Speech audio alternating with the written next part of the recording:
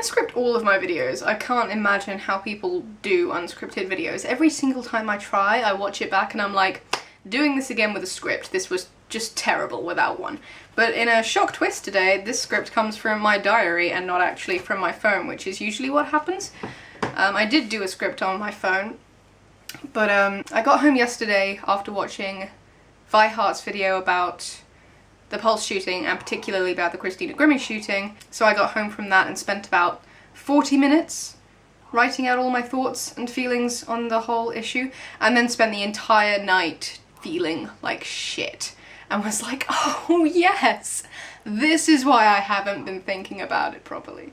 Because I also watched Hannah Hart's video from a few days earlier than that, and there was a bit in there near the beginning, so I'm gonna link videos I mentioned in the description, but particularly there's a bit from about 55 seconds in to about a minute and a half in, where, what did she say? I actually wrote it down. She said that she was afraid we would confuse strength and weakness and think that by seeing atrocities like the Pulse shooting and feeling nothing, that we were doing something right and that we were wrong, and that we were proving our weakness by not caring. And the way that she said this was particularly affecting because Hannah is a very cheerful person, and she was really not cheerful in this video. I mean, unsurprisingly, it's hardly a cheerful topic. But like, even then, I didn't really feel much. While it was happening, I was completely numb to it. After it happened, still completely numb to it. It was like, oh, again. Even though it was like the biggest mass shooting in American history, it's like, oh, this again. America. America. America and your gun laws. America and your guns.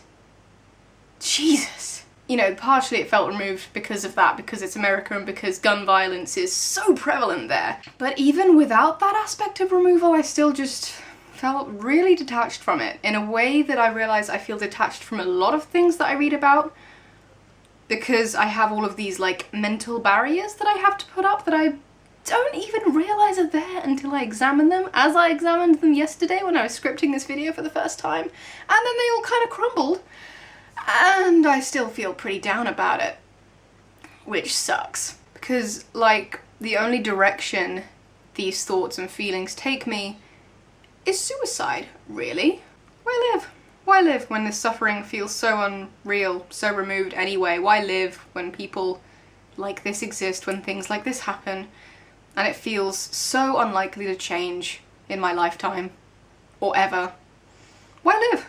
Why bother? So, obviously that's kind of not great, but like thinking about these things is really depressing.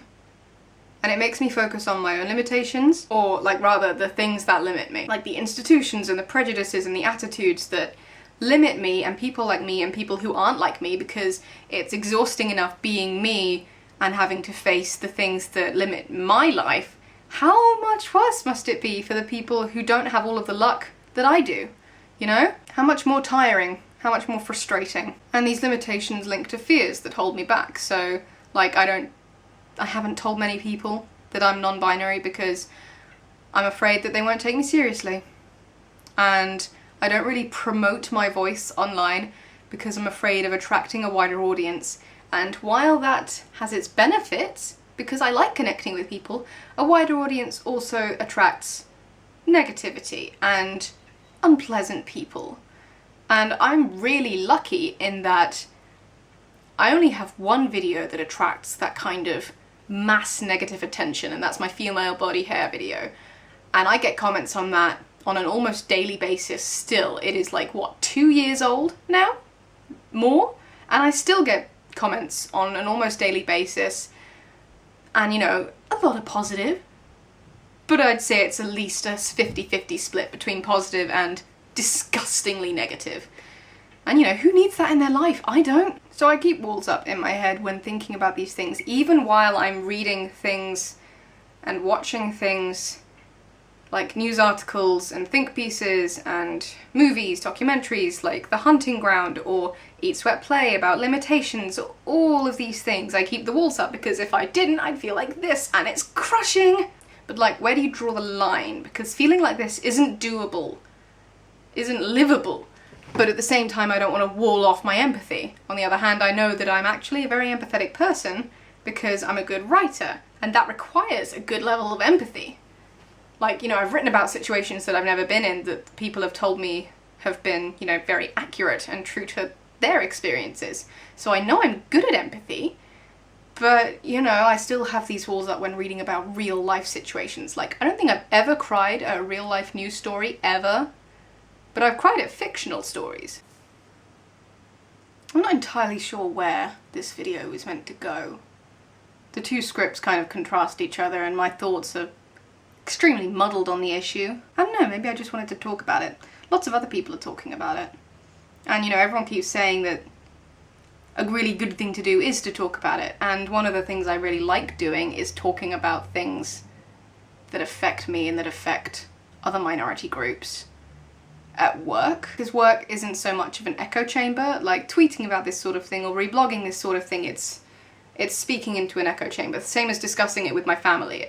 Everyone's going to agree, more or less. But at work, you know, it's slightly different. So that's I guess, my little form of activism. The way that I deal.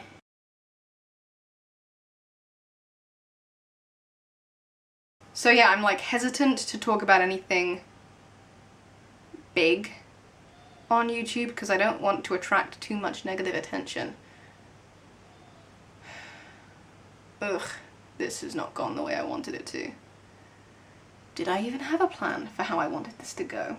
Not particularly, I don't think. I just want to like draw a line under this whole mess. I just want to stop feeling like this. But is that selfish? Or is that like a defense mechanism? Where do you draw the line? What would you do?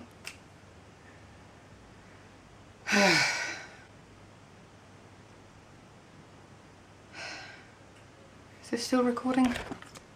Yeah, grand.